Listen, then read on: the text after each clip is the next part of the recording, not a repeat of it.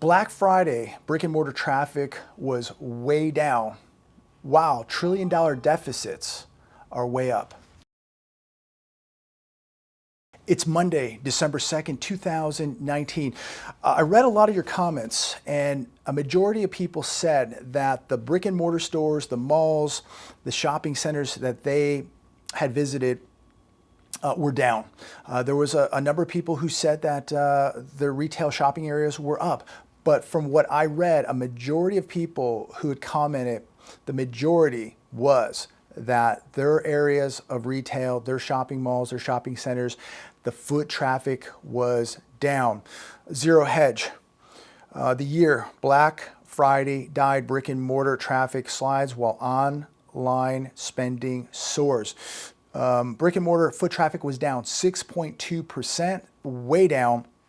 Online spending way up. It'll be very interesting to see the difference between the brick and mortar sales and the online sales and the overall picture, the overall number of spending, what that number was overall.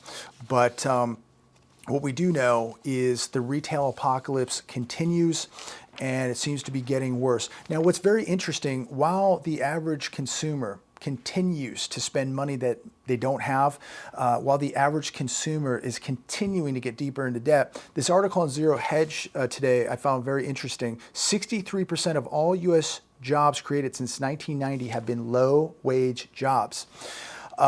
Think about this. Half of all U.S. workers make less than $33,000 a year. Now, look at the cost of healthcare, the cost of housing, whether that's a mortgage or that's rent, the cost of your basic necessities. Just go to the grocery store, look at a pound of hamburger, a pound of chicken, a box of cereal, a loaf of bread. 50% of U.S. workers make less than $33,000 a year, and that's before taxes. And you look at the cost of living, and then you look at these consumers going out on Black Friday, and we're going to continue to see the consumers consume all the way up to Christmas and beyond. There's really a contradiction here. How does this work when half of U.S. workers make less than $33,000 a year, and we have internet sales soaring? We have 48 million people who haven't even paid off last holiday's debt, continuing to spend this holiday, spending money that they don't have. And when I look at these kind of numbers, it's like, how do we even have a real estate market, a healthy, they're telling us it's healthy. How do we even come to these kind of numbers? How is this country even functioning when half the workers make less than $33,000 a year? You can't even buy a new car for $33,000. It's really mind-blowing when you start breaking down the numbers, how this is all staying afloat. And the only reason that I come to that this is all staying afloat is because of credit and debt. Without people running up debt, there's no way they can afford their lifestyle. There's no way they can afford the cost of living. There's no way they can even afford to go to the grocery store without running up more debt. And as we know, 25% of Americans are now using credit cards to pay just their basic necessities. The quality of jobs we create may be more important than the number of jobs we create. We live in an era now where it's more about quantity over quality. Just take a look at the stores you shop at today. Take a look at Walmart. Look at the garbage. It is about quantity, not quality.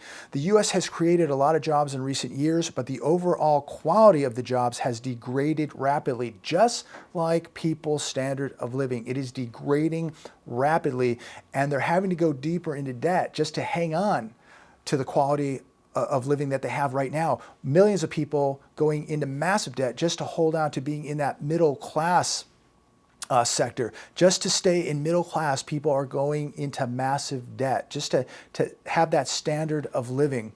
We see low wage, low hour jobs, making sandwiches at a Subway, making a coffee at a Starbucks, flipping burgers at McDonald's, driving for Lyft or Uber. This is not going to pay down people's massive debt here in America. 44 million Americans have outstanding loan debt totaling $1.5 trillion. We need jobs with real value if America is to survive. We need to be making things here. We need to be manufacturing things here. We need to pull a page out of China's book and start doing what they're doing, and that's making things.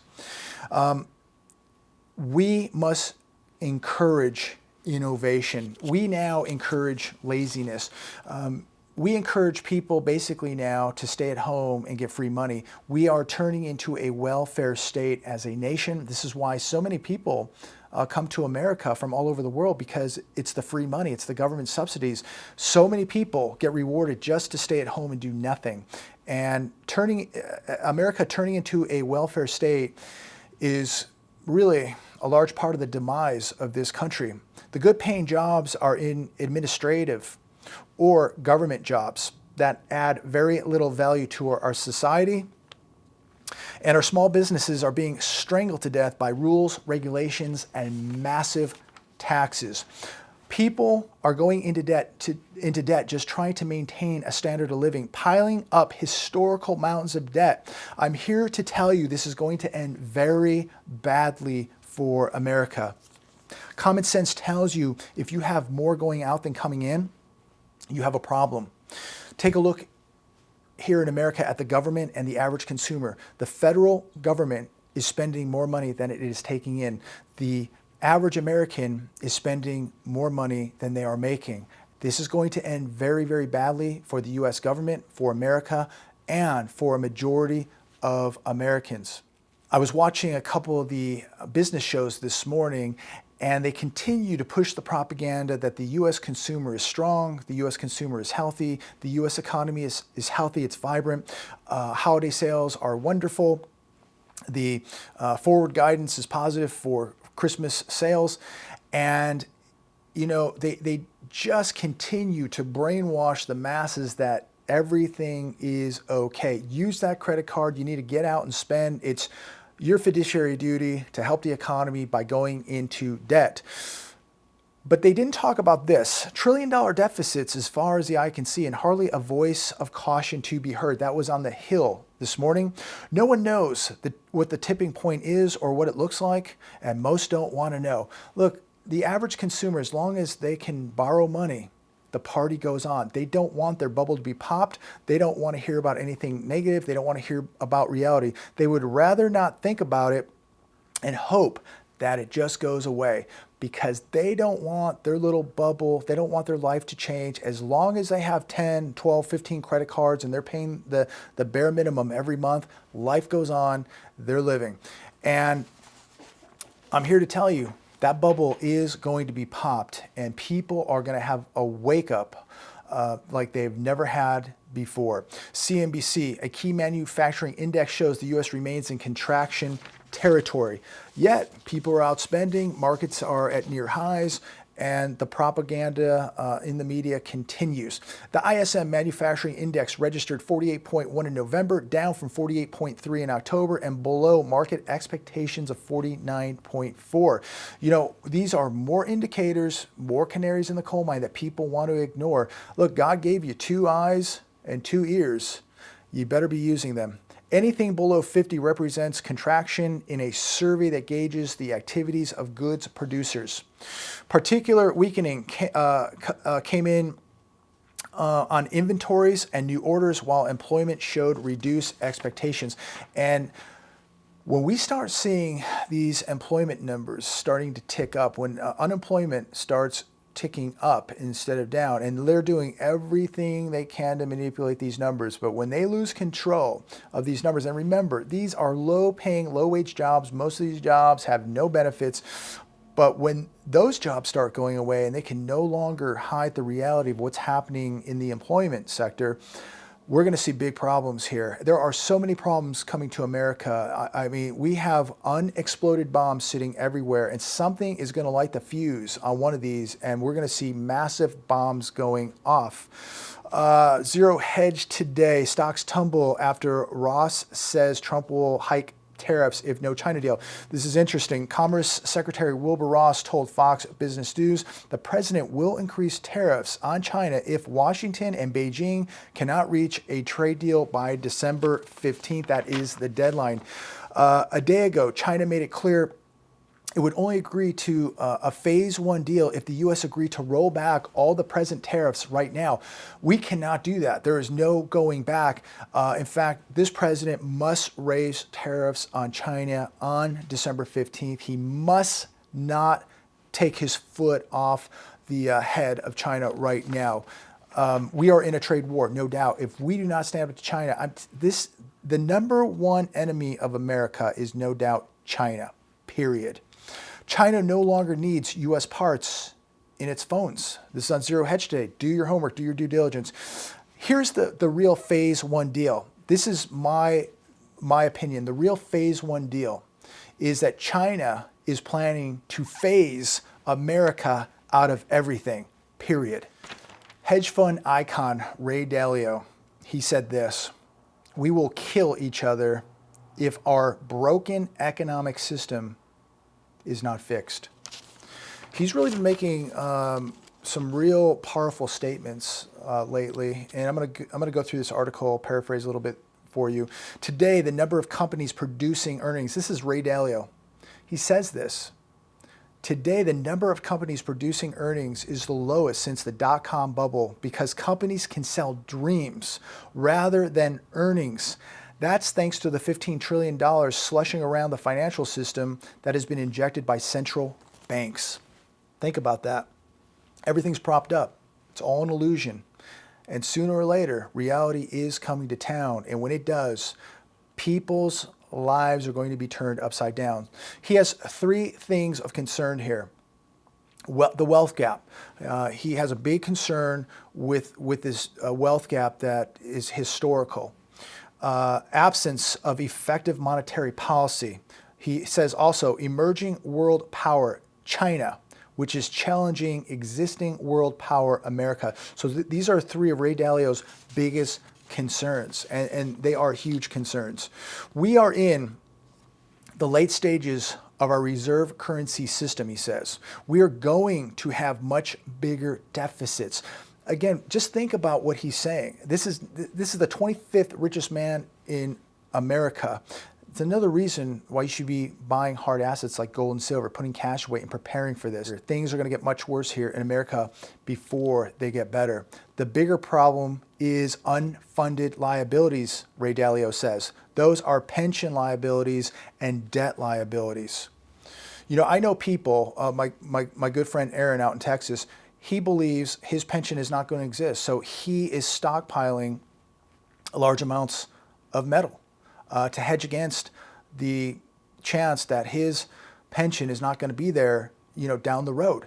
And so, you know, I think we all have to think about having an insurance policy, something to fall back on, because, you know, what if your pension isn't there 5 or 10 or 15 years from now? What do you have to fall back on? Right now, let's just think right now today, if you lost your job in 12 months, what do you have to fall back on?